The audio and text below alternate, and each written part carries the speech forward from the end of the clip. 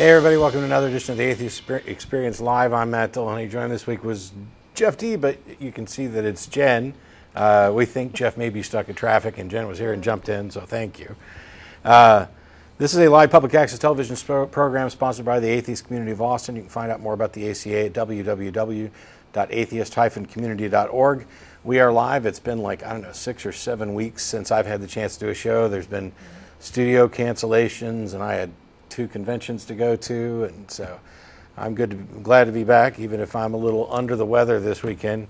If you don't, by the way, this is a live call-in show. We'll have the number up for you shortly, and actually our lines are already full, and we'll probably get to those really quick. But if you don't get through on the phone today, or you don't want to get through on the phone, you can email tv@atheist-community.org. That goes to myself, the other co-hosts, and some of the people behind the scenes as well. We cannot answer every email that comes in, but we do read them all, and we definitely will try. There's also a frequently asked questions page at the ACA website. And in addition to this program, the ACA also sponsors a weekly podcast called The Nonprofits. That's PROPHETS. You can go to nonprofitsradio.com for more information. We were supposed to be live yesterday, but I had a medical emergency, and so we canceled the show. I'm doing well right now, just a little hazy from the drugs. Yeah. Are you hazy from drugs? I'm not hazy from Good. drugs. Then at least one of us will be sane by the time we get to calls. Lastly, yeah, that was it. Okay. Lastly, how are you? I'm good. Thanks for jumping over here real quick. No problem. You know what? Right before this, I was reading something that I think you'll find totally awesome. Okay. You know this prayer rally that our illustrious governor is slated to host in August? I just found out that the Westboro Baptist Church is going to take a break from their usual protests of funerals and other pickets to come down to Houston and protest this fake prayer political rally. Awesome. So yeah, so Westboro is going to picket Perry, who's in bed with the American Family Association, a recognized hate group. Yes. So I mean, you know, it's like dueling hate groups. I know, it's awesome. Can we get banjos and go down there and sit out and play? All right, let's not wait around a whole bunch here. We got Terry in Amherst. How are you? Hello, Terry? Hello? Hello? Is this Terry? Yes. How are you? I'm okay. Yeah. I have an argument for the existence of God that I think is original. Okay, cool. Okay. So, you know that the Big Bang Theory, from the Big Bang Theory, the scientists cannot say anything when it comes to Planck time. Right. There's a limit as to how far the mathematics will work when approaching the event horizon. Right. So, that's not the right word. At the Planck time, we are dealing with a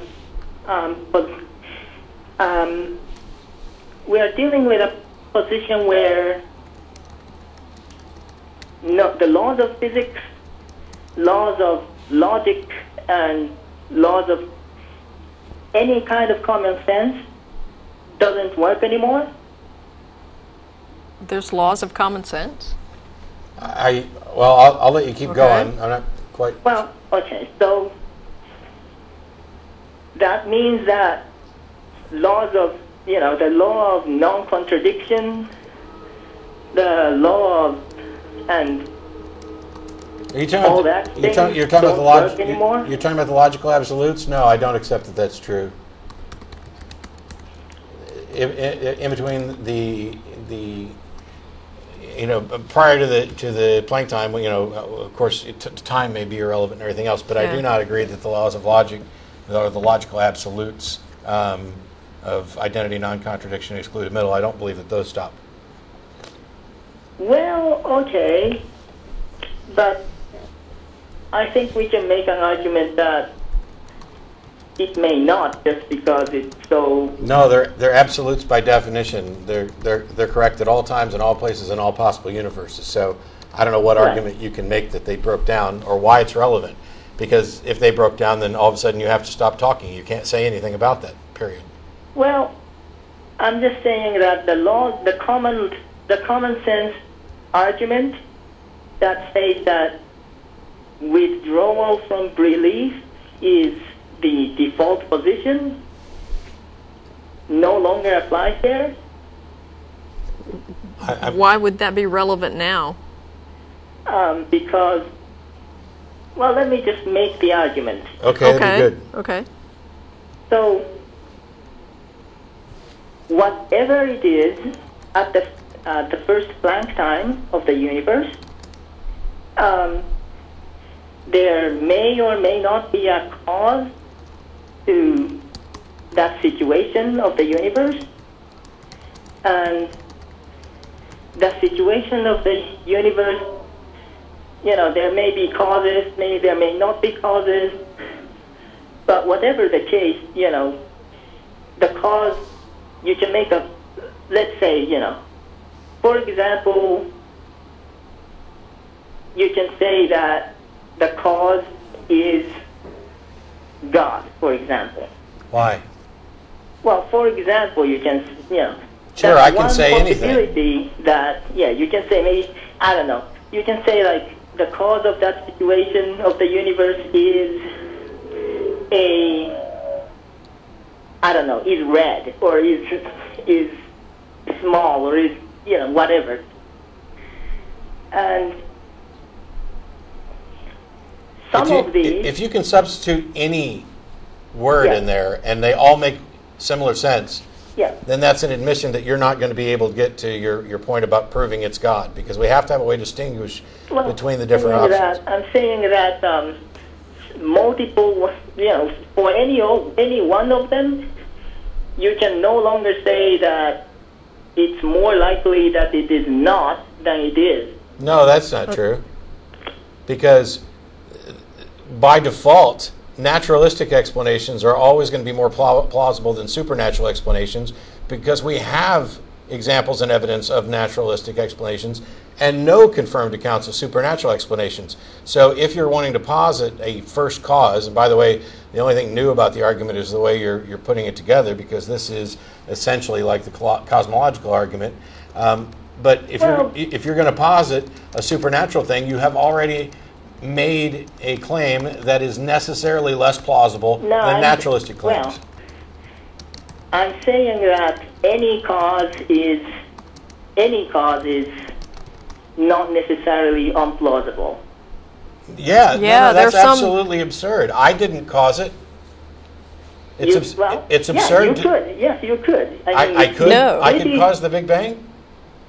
I mean, you could have. The sentence that you caused that situation in the universe is just as plausible to be true than it is to be false. No. No, it isn't. I didn't exist then. I didn't exist until around 1969 or so. So it's not just as plausible that I created the Big Bang. No, I'm just saying that any sentence you make about the cause of that situation, or anything about that situation rather, is not necessarily unplausible, because the common sense laws break down. Well, I completely disagree, and I think that's absolutely absurd. I think you're playing around in an area where we don't understand much, and then trying to claim that our lack of understanding makes all things equally plausible, and that's simply not true.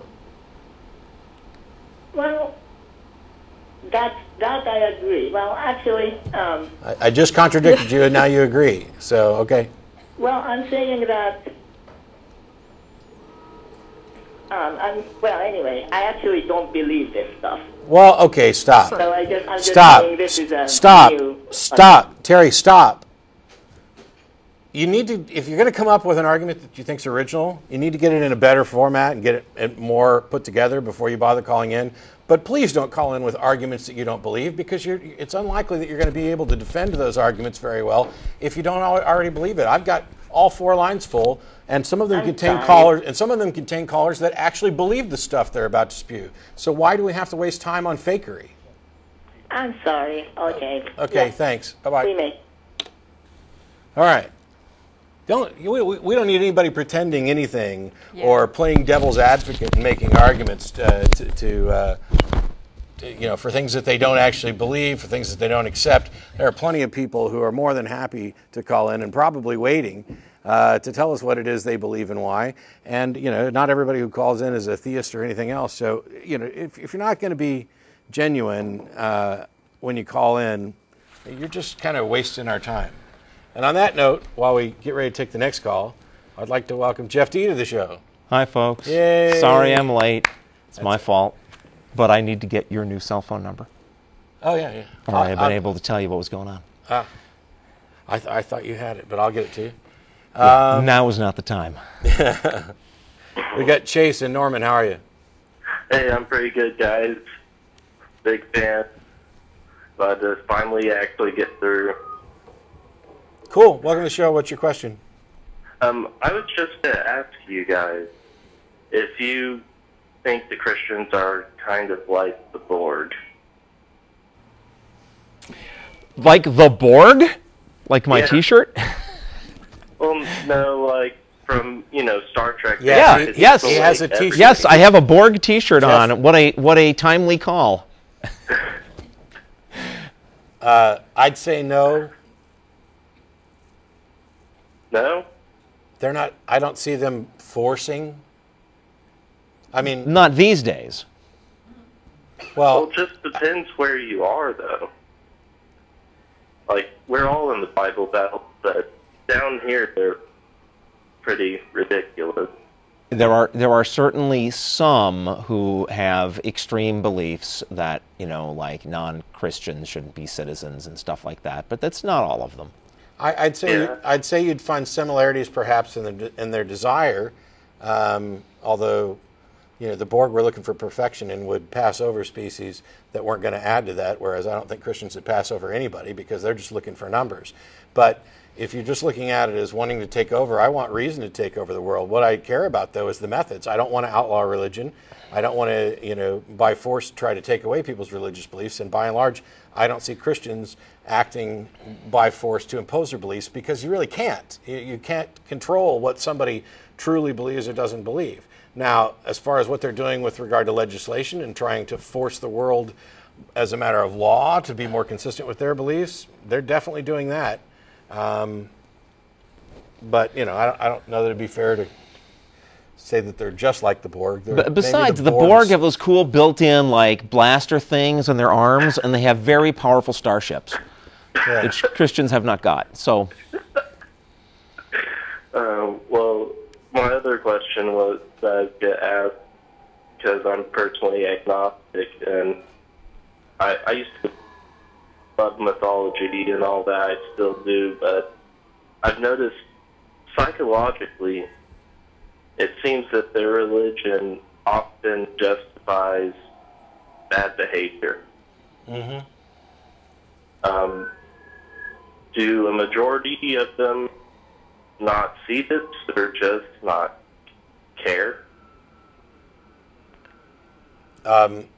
In most cases, I think the things that we identify them doing as bad behavior, they think is good behavior.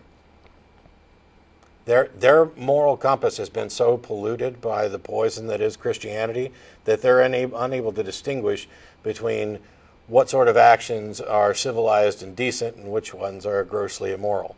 Now, I'm not equating them with, mass murderers or anything. I'm just saying that they have a different set of ideals as to what they should and shouldn't do, and who should be following. I mean, when you're in the opinion that there's a God who not only loves you but has commanded you to do certain things, and he's the author of morality, so that whatever he tells you to do makes it right. There's all kinds of crazy stuff you'll do, and you'll assume that it's right. When those of us who don't accept the preconceptions that go into Christianity would immediately identify those actions as grossly immoral. Well, usually. We're not perfect either. True. No, I'm not saying I just don't understand how, even with their environment, their parents telling them this early, which happened to me, how they early on can't see this as, like you said, grossly grotesque.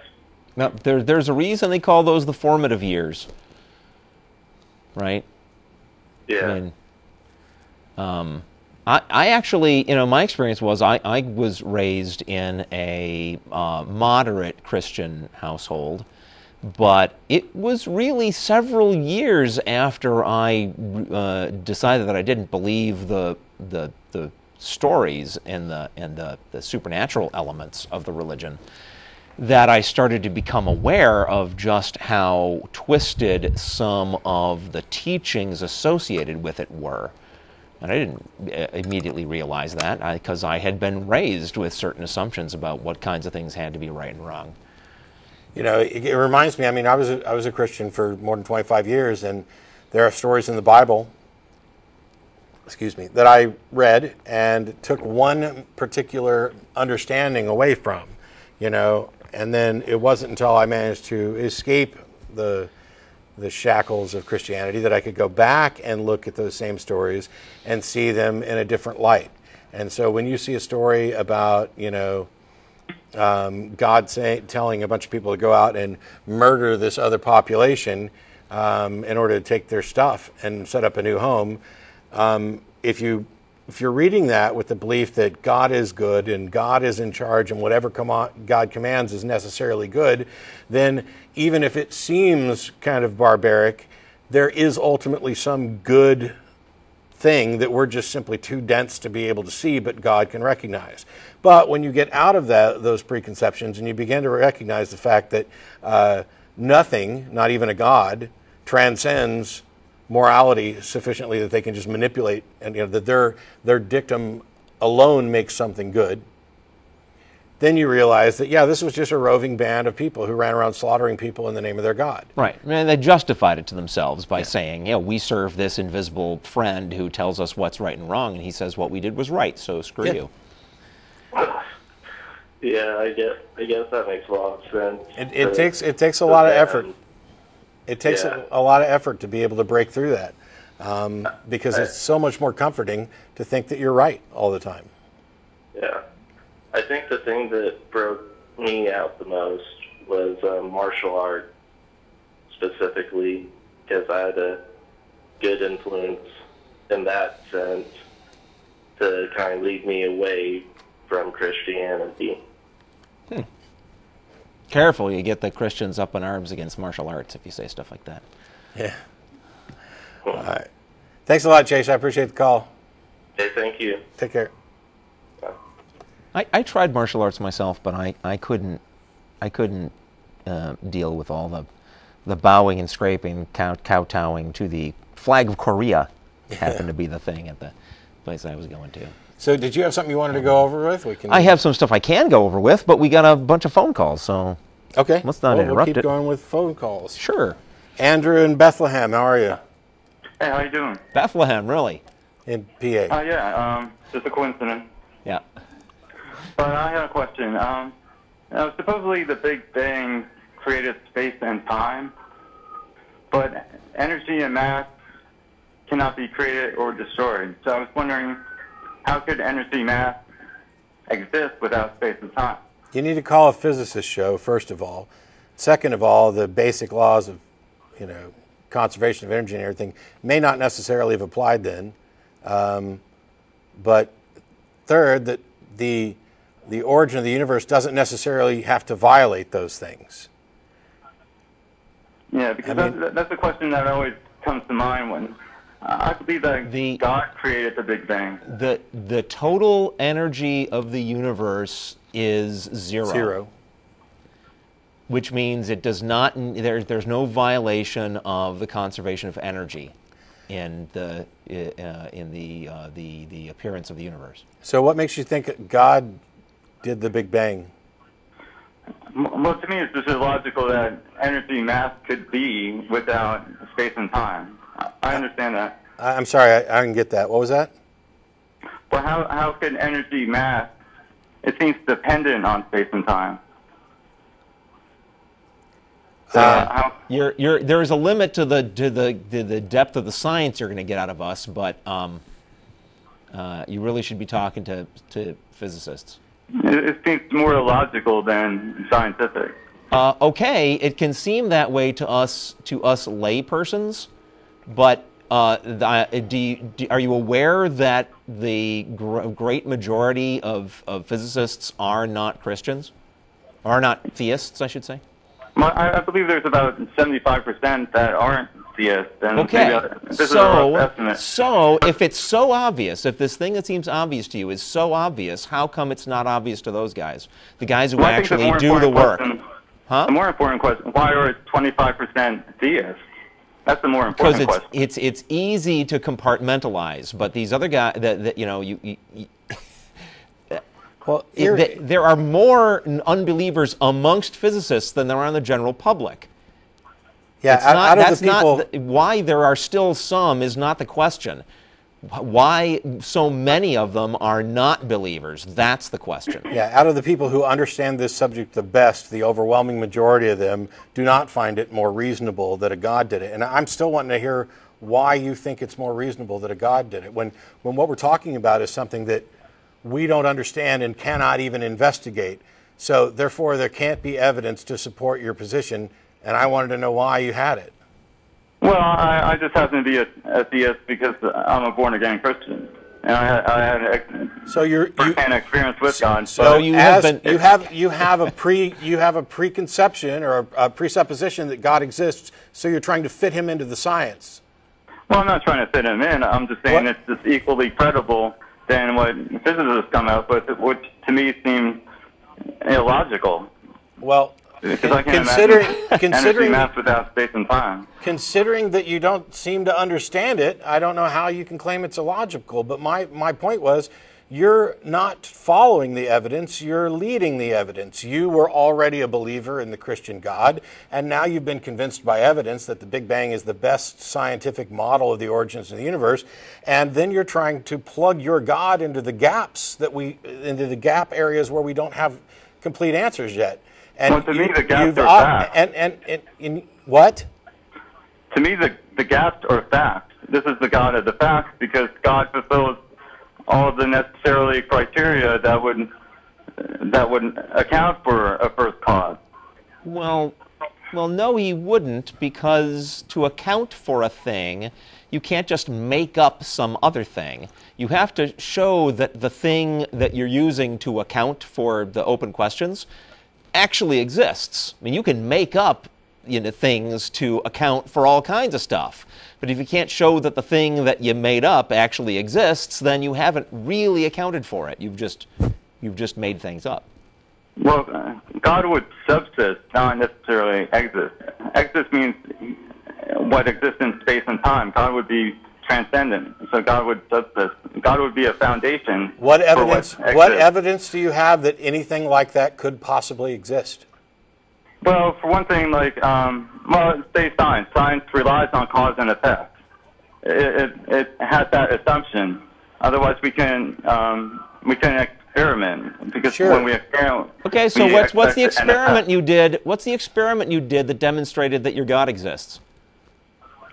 Well, God fulfills all the necessary criteria. That's not an experiment. That's not an experiment. I could say, I could make up some creature that spews out these aluminum ACA mugs, right, as part of its biological process, and I have now accounted for that mug. But if I can't show that the creature really exists, I'm just flapping my gums, and that's what you're doing when you try to account for things about the origin of the universe, which, by the way, the physicists who understand those things, for the most part, reject your God and don't agree with you, right? So we got to keep reminding you of that.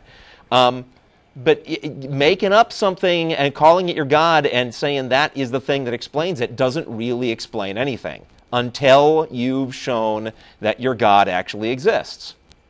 Well, can you? Well, to claim that something exists, you would need to have criteria established that either meet up with your claim or do not meet up with the claim.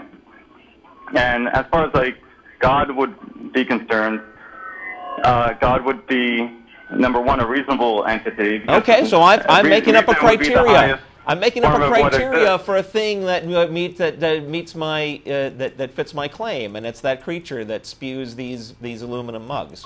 See what you're doing? That is not how it's done. You can't just say because I have an idea that fits the available information, that therefore my idea is automatically right. That's Well, not the how, very that's fact not that how we science have works. ideas. What? The very fact that we have ideas demonstrates the highest form of what exists, You're and that moving would on be to- our reason. Dude, The fact that we have ideas shows that we have thinking machines in our body. Yeah, would you That's it. mind please sticking on one subject and not like the moment we start pressing you on one of your claims, you jump to another one? You've already done that with, the origin of the universe. Now you're doing it with this. How have I been doing that? Well, I apologize. Look, we have shown you that just saying this God idea you have, that answers the open questions in science, which it doesn't, by the way, because if it did, then most physicists would agree with it, and they don't, right? But we've shown you that is not how it works. That's not how you prove a thing exists. Because I can make up any number of things that answer any number of open questions. What you need to do is show that the thing you're proposing actually exists. Can you or can't you? God would subsist, so it would be a foundation for existence. No. So what you would show, is that demonstrate a no that or a everything yes? Well, you would demonstrate that everything known would have a foundation. So suppose everything does have a foundation. How have you demonstrated that foundation is your God? Well, what would you consider demonstration? Would a logical That's argument not be my a form problem. of I'm not the demonstration? one. I'm not the one proposing your God, dude. You are. This is basic burden of proof. You say you think this thing exists. Great. It is your job now to demonstrate that it exists. Can you or can't you? Well, I would base my demonstration on a logical argument. Okay, yeah, but okay, logic is a fine thing, and it works when you feed in facts. Okay? The problem is you're just doing your logic in your brain disconnected from reality. And you're thinking that, if I have open question A and I can imagine answer B, that therefore I've solved it and answer B must be the truth. That doesn't work because you haven't shown that answer B is really the answer unless you can show that B really exists. Well, what if I said that Bigfoot created the universe? You would be in the same boat as you are now. No, that's wrong, because Bigfoot would be a physical construct, whereas God would be purely metaphysical. I'm imagining a cosmic Bigfoot. There. A cosmic Bigfoot. Sure. Well, it's the ground of all being, this Bigfoot. And this Bigfoot, he would consist of factors that would exist in space and time, like a foot and a large foot. No. You're being too literal. You're being too literal. Bigfoot doesn't actually have feet. That's a common misconception. See, I can sit here all day making shit up. That is exactly what your religion is. It's a bunch of made-up stuff. Here's the bigger problem with what you're trying to do, is you're looking at a mystery. There's a point at which we cannot look any further when we're investigating the Big Bang. And we have not been able to come up with models and answers that provide us with all the information, and we may never be able to. And so you're looking at that mystery and saying, I need to come up with some sort of explanation for this. Well, here's this God thing, which, by the way, it's a panacea. It's an explain-all. It has every characteristic you ever want it to have for whatever thing you're wanting to answer. And so you say, look, this meets all the criteria of this, therefore it's the most plausible answer. And that's just wrong, because number one, you're assuming that your understanding of the question and the mystery is correct and accurate. And it's clearly not.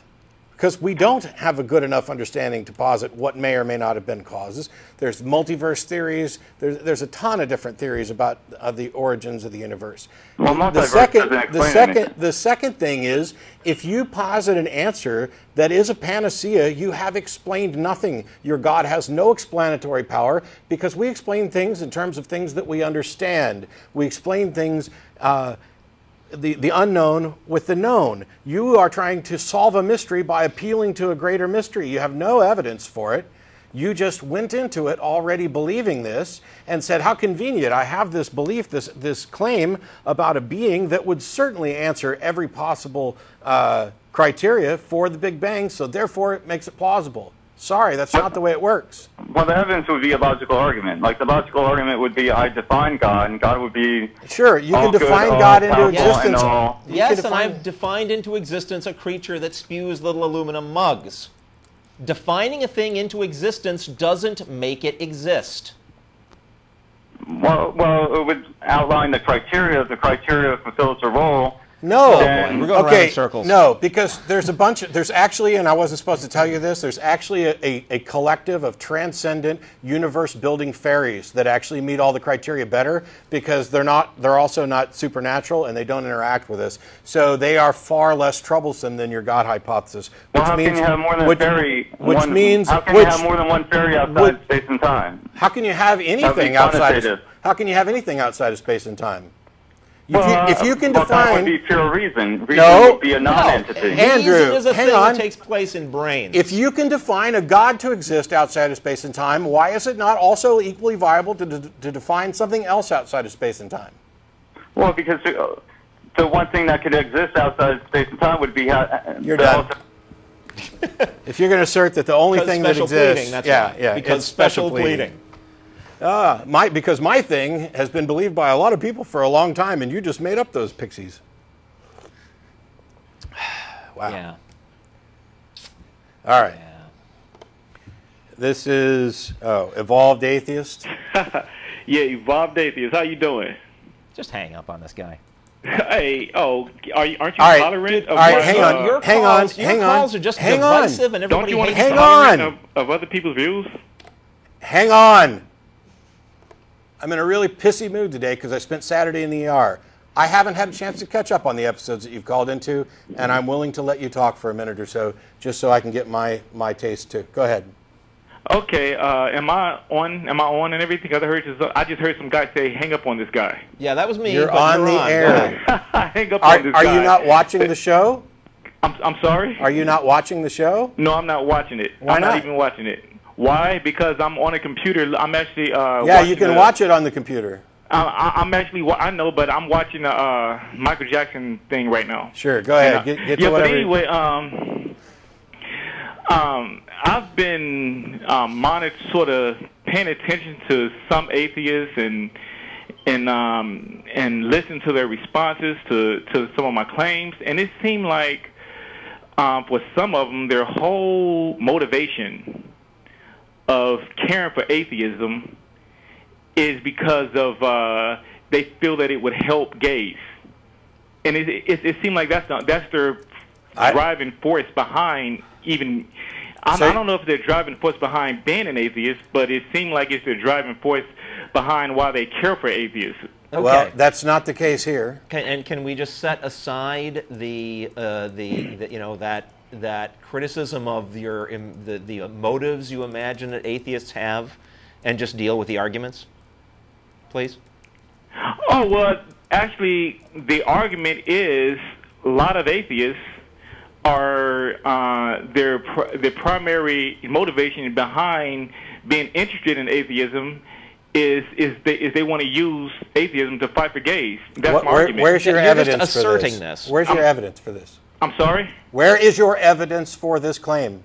Well, you know what? There hasn't been. I don't think there's been any studies on it yet, so it's sort of like a hypothesis. But one thing I have noticed is when I mention I'm an atheist, right? And I've been an atheist for a long, long time. I'm so much of an atheist to when I move so far from religion, I can view things without connecting it to religion. For example, when I think of marriage, I don't think of religion. That's how far away I am from religion.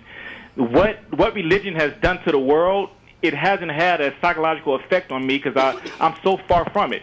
But I believe that for an example, like some pro-gay atheists have told me that there's no way that I can be an atheist if I oppose gay marriage. To me, well, they're wrong. They're wrong. Yeah, they're wrong. There are people out there who believe that humanity was created by space aliens. They're called Raelians. They're atheists. They're complete morons, but they're atheists. Just being an atheist does not mean you're somehow, on top of every issue. Yeah, I agree, but my point is that being the fact that they can make a claim like, oh, in order for you to oppose gay marriage, you cannot be an atheist. That tells me that their whole purpose, drive, their whole motivation. So what? Suppose it is. Wait a minute. Suppose it is. So what? Oh, so what? You know what? Are you? Excuse me. Excuse me. Whoa! It's just something to observe. Hang on, you're on hold. Whoa. Just hang on a second. I just want to know, what difference does this make? Suppose they are, okay? You've been calling our show, and you've been critical of the idea of gay marriage, or is it just being gay in general you're critical of? I'm not sure. So what the motives of people are? When I said, can we dispense with the personal attack on the motives that you think other atheists have and just deal with the arguments, I was not asking you to justify your attack on those atheists' motives. I was asking you to get off of that and back on the subject. Okay? Okay. The subject is, the only claim I'm making is this is the subject. The subject is as follows. I believe many atheists, they only care for atheism, where they mainly care for atheism. The primary driving force behind why they care for atheism is because they feel that they can use atheism to fight for gays. Okay, so what if they do? Okay, so what if they do? Okay, let's examine that for a minute. So what if they do? Now the primary motivation behind why they care for atheism can cause some things to happen. Like, for example, it can cause them. It can if there was a group of atheists who oppose gay marriage, it would most definitely be divisive among atheists, because there's some atheists who only care about atheism because there'd be disagreements, and we have disagreements in the atheist group over all sorts of things. Yeah, but there's a difference between simply disagreeing. You're unhappy. You're unhappy because there are some atheists that disagree with you, and you think that's straw man fallacy. One moment. All right, go ahead. But you're not happy. If you're perfectly okay with this, then we're done, right? Because if it's okay, it's interesting to me. Straw man fallacy. No, that's a nice straw man fallacy. What is this? I'm not unhappy. Please shut up. What is the straw man fallacy? We cannot keep having people talk over each other back and forth, or nothing gets said. Some atheists. I'm sorry. You talked all the way through that while I had your ass on hold? Hello? What is the straw man fallacy you're talking about? All right. Will you let me? Am I on right now so people can hear me? Because every time I try to answer you, I think I get cut off. I can answer. You got 30 seconds. All right. This is the straw man fallacy. You told me I was unhappy because I believe that a lot of atheists' primary motivation behind being interested in atheism is because they want to use atheism to fight for gays. I'm not unhappy because of that. That's not make me unhappy. I find it interesting and intriguing, and I think it deserves to be examined. Okay, so you're okay with it? Yeah, I find it interesting. Okay. But I do anything think else? It can Have be you got anything else? It can be. I think it can be divisive. Okay. You know what's divisive? You know what? Here, atheism has absolutely nothing to do with any other question other than whether or not a God exists. Yes, there are some views that many atheists share, but there's no requirement that they necessarily share those. And so there are people within the ACA who, for example, are pro-choice, anti-choice, pro-gay marriage, anti-gay marriage, whatever. It doesn't matter. What the hell is your problem that you're calling about? I don't know why you're calling us. Okay. All right. Because okay, you talk. Hang on. Because you mentioned that some atheists have come down on you because you're opposed to gay marriage. I'm saying that those atheists who say that you're not an atheist for doing that are wrong. What is your point? All right. My point is, it can actually some of these pro-gay atheists are so radical. It would divide. If there was a group of atheists who oppose gay marriage, the atheists who support the pro-gay radical atheists I'm talking about would start a major. They would start a major fight. And why would that be bad? Why would that be bad? We atheists fight amongst ourselves all the time about all kinds of various issues. Put it this way. They tried to boycott my atheist rap music because I oppose gay marriage. Now, and they have every right to do that if they disagree with your views. Hang on. Do you see Hang on. You know what else happened? There's a group called Black Atheists of Atlanta who are a bunch of racist bigots who are doing a bunch of gay bashing and other stuff on the YouTube channel. And I called them out for it. I'm not saying that they're not atheists. I'm saying that they're idiots. They're racist and they're bigots. Oh, so you call them bigots because you are intolerant of their views? I mean, isn't that the meaning of bigotry? Right. When you're intolerant of somebody else's views? No. I made a rational case that pointed out that the facts, quote unquote, that they were spewing were actually not facts. These guys are a bunch of... I know, but you called them. All right, what facts were they spewing? What so-called facts did they spew? I'm not reviewing their show. I don't want to direct people that way. Okay, I have a question. Is there anything I said that you think is not a fact? Because I'll debate with you right now about it. I oppose gay marriage. I still want to know. I still would like to know why you oppose gay marriage. Because if you have a good, rational reason for it, you might be able to convince me. No, first of all, I think gays should have all the same rights as everyone else. Cool. So they can get married. No. Why not? You just said I believe you're on hold. You just said you believe gays should have all the same rights that everybody else has, and that would include marriage. Why not? Actually, the word and identity is not a right. For example, I'm African American and you're right and you're white. Do I have the right to do a group of blacks have the right to be labeled Caucasian if they're like darker than you can call yourself Michael Jordan. You can call yourself whatever you want. I don't know what the hell this has to do with it. So you think the government should consider African Americans that's darker than Michael Jordan that has a DNA test that proves that they're African American? Do you think the government should recognize them as Caucasian? May I? I'm sorry. Go ahead. I think the government should not discriminate between white people or between people by the color of their skin. How is that a different identity? Whoa, slow down. All right. And I think the government should not discriminate between people on the basis of their sexual orientation. All right. Those are the same as far as I'm concerned. All right. So when you say, when you ask me, hang on, when you ask me, do I think a black person should have the right to say that they're white, I think a gay person should have the right to say that they're straight, and a straight person should have the right to say that they're gay, and the government should stay the heck out of it. Okay.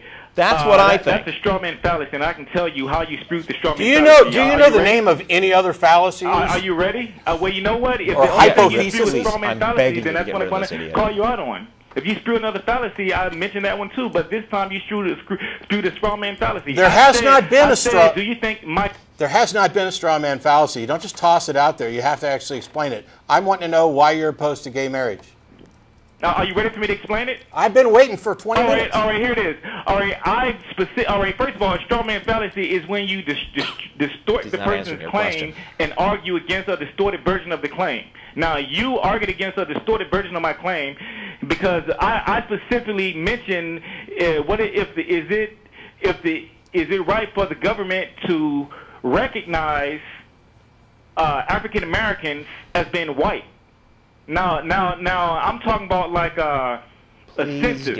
Like if a person is black, right? Should the government recognize them as being white, even though they're black? So the government shouldn't care. You in fact spewed a straw man fallacy. No, he said the government shouldn't care. So you said the government. So how do you want to take a census then of the population? Okay, first of all, you're cornered, aren't you? When? I'm cornered? Yeah, because listen. Shut up. Listen, I'm not cornered, you tool. You're trying to play games with definitions. There are specific dictionary definitions that relate to the lineage of some individuals so that we end up putting them into these little boxes like Caucasian, African American, Hispanic, whatever. But those little boxes, people don't actually fit into those narrow little boxes, and your narrow little mind should be able to pick up on this eventually. Because the spectrum is a little broader with that, and it's really hard to fit people into different categories. And none of these labels have anything at all to do with the original question, which was about gay marriage. Now answer it or hang up. All right, what is the question? Why are you opposed to gay marriage if you support equal rights for gays? I oppose gays using the word marriage. You're done. And if I may respond to his attack on my last point. When I said the government should not care what color your skin is, I did not mean to say that if we were in a situation, did not mean to imply that if we're in a situation in this nation where people of a particular skin color need a special assistance because they have been crapped on for centuries, I do not mean to say the government can't then notice and try to fix that problem, because that's an imbalance that already exists, and the government is recognizing the problem in order to fix it. The same thing goes with gay marriage. There is a problem now. The problem is that straight and gay people are not being treated equally. Then, of course, the government can recognize they're not being treated equally and take steps to fix it. Told you that was going to be a waste of time. Oh, I know, but I hadn't dealt with him yet, so now I won't have to. The thing is here, I'm not aware of any good secular arguments against gay marriage that wouldn't also apply to, for example, interracial marriages. Really what I find people objecting to is just their personal opinions or their disgust. But this playing games with the wording of you don't think that gay people should be able to get quote-unquote married because there's some existent definition of marriage that doesn't include them, too damn bad. It's, you don't create... You don't dissolve all of marriage and then have everybody get schmarriage or yeah. You're gonna stand in the way of equal rights for everyone. Can I finish? Yeah, sorry. You don't do that. You don't get rid of one word and then reapply a new word with everybody. Should we take everybody whose name is currently Jeff and force them to change their name to Sarah and do all the documentation and paperwork that? It's much simpler and much more cost effective to grant the equal rights to everybody, as it should be by the Constitution, than it is to say, well, this one group has had this marriage label for a long time all to themselves, so now we're going to disband that and create a new label that we can then fit everybody else underneath it. Right. No, because there's nothing intrinsic about marriage that means it has to apply to one man, one woman, any more than it has to apply to a white person or a black person, gay or straight. You're an idiot. If you want to stand in the way of equal rights for everyone on the basis of a definition of a word, it's the label. If that is your sticking point, you're just an asshat. We're going to create a whole new thing that's the exact same thing as marriage, but we're going to call it something else. Is that what he wants from his other calls? We're going to call it something else, all right, so that we don't have to call it marriage. Let's move on. You tool. Christopher in Middleton, how are you? Hey, how's it going? Good, thanks for waiting. First of all, I just want to say I am a super big fan of yours and of Jeff's. Jeff, you're awesome. You're off the hook. Oh, thank you. I'm an atheist, and I was a Christian like you, Matt, for over 30 years, and finally I came to my senses. I make these YouTube videos, and I guess they're pretty gnarly. They don't give a lot of latitude to religious people. But I've been noticing over the last year or so that the Christians who respond to my videos are resorting to lower and lower level lies. I mean, it's amazing. You would think that people who believe in an omnipotent, all-knowing, all-seeing God would be terrified to lie. But if they're lying for good, it's justified. Yeah, see, that's, I heard what you said earlier. It's like David Barton, just the other day, flat out lied, saying that the founders had already resolved the creation-evolution debate and put it to bed 70 some odd years before Darwin ever published it. Yeah. I mean, he's just an idiot for saying that. Well, I've got my own theory. I kind of, I agree with you to a point, and then I also think that there's some psychology going on here. I believe these people are scared to death because I'm pretty sure they recognize, or they're starting to recognize, how untenable their position is. Especially when I have these little arguments, debates or whatever you want to call them, on YouTube with a Christian. I'll get to the point where I'm cutting really close to so close to the truth that they can't wiggle out of it. And at that point, they'll block me from their channel or from their video, and then they'll put their video on no comments, And it seems to me like they're just terrified. Could be. And I think that the reason they're terrified is,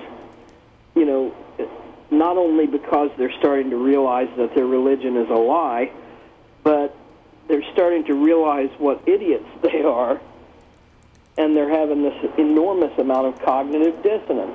Well, remember, a lot of us were that kind of idiot at one point, and Yep. so you might, before it gets to the point where they're blocking you and going away for good, you might want to just take a moment to commiserate with them and say, I know how you feel. I was there too, and the day when you decide to drop all that nonsense, you're welcome over here in the atheist camp. Yeah, that's definitely true, and I do intend to do that. I'd do anything to forward, the idea of thinking. My parents raised me to be able to think. They didn't force religion on me. They didn't, deny religion. They just said it's out there.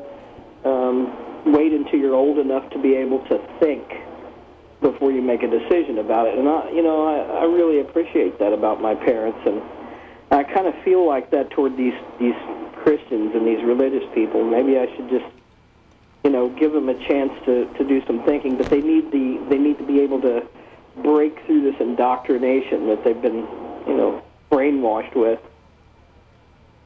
Yeah. I think that's why I make the videos.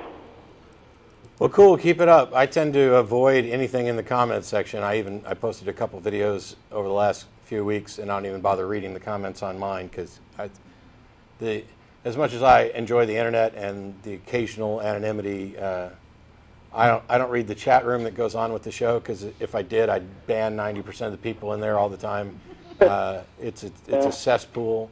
Well, you're a hero to us atheists, and I'll tell you what, your show's awesome, and I listen to it every week. So cool. Well, thanks, man. You guys take care. Good luck. Thanks, Christopher. Sure. We've got Sam in Bloomington. How are you? Hi, I'm great. Good. I actually had a question about the legality of Alcoholics Anonymous. I have a friend who had an alcohol charge a little while back, and part of his plea or whatever, his punishment, is he has to attend Alcoholics Anonymous. And he came home the other day, and he knows I'm an atheist. He's not an atheist, but he knows I know about religious ideas and things like that. And he starts telling me, hey, Sam, I don't believe in God, but at my Alcoholics Anonymous meetings, they're always throwing around God and talking about, believing in God and things like that.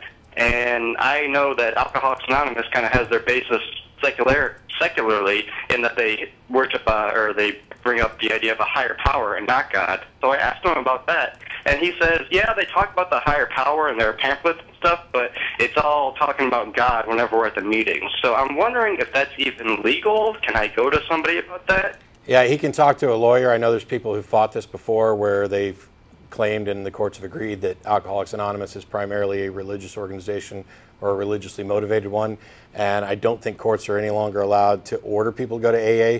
They can order treatment, but they have to allow the opportunity to go to similar treatments like secular sobriety and other groups like that. So he might want to talk to a lawyer about that. Okay, so like secular sobriety and things like that. Yeah, and the problem is that we don't have those in every area. I mean, yeah, Alcoholics Anonymous. I'm in southern Indiana. You know, it's pretty red down here. Yeah, and Alcoholics Anonymous is, they're going to be everywhere, and they're not all terrible. Oh yeah, I agree. But except you don't want to tell somebody to believe in God when that's not something that's on their mind. Well, I think their entire 12-step program is a bunch of horse crap because it begins. I think they're replacing one addiction with another. When your 12 steps include admitting that you are powerless over this, I think that's the worst possible thing you can do to somebody is to convince them that they can't do this on their own, and therefore they must rely on some higher power. And the number of things that they have to do through this 12-step program, it's not empowering. It's victimizing, and they're trading one addiction for a new one, and that is addicted to the group, to the program. I completely philosophically it's wrong, but on the legal aspect, is there anything? I guess the only thing we can do is ask around for other organizations. I know it's been fought before and won. Do you know where that is, or? Not off the top of my head, no. All right. Well, I'll send an email. Maybe I'll get the details later. Okay. Google is your friend. All right. Thanks a lot. Sure. Bye-bye. God, Brandon in Memphis, how are you? What's up? Yeah, I wanted to tell y'all that religion is sick. Okay, thank you. Sure. Hold up, I'm not done yet.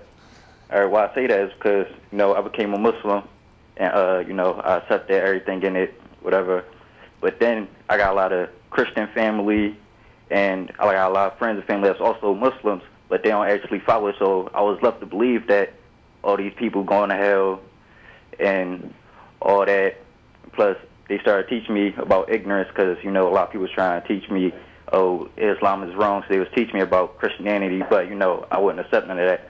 So then that's when I realized I was being ignorant by believing in a God, and that's why I don't believe in one. But also, just yesterday, I'm listening to y'all's show, and at the same time I'm playing Tetris, and it was funny because the blocks form a perfect cross, and it was just funny to me. And on that note, we got to let you go because shockingly the show is over. Thanks for calling in. My apologies to the other people still waiting on the line. There's the crew list. Thanks to all you guys for all the work you do, and thanks Jeff for showing up and helping out. We'll be back next week. I'll try to improve. And because we raised over $30,000 for Camp Quest, I'll be doing a show in drag probably in July. So keep your eyes out for that. Bye-bye.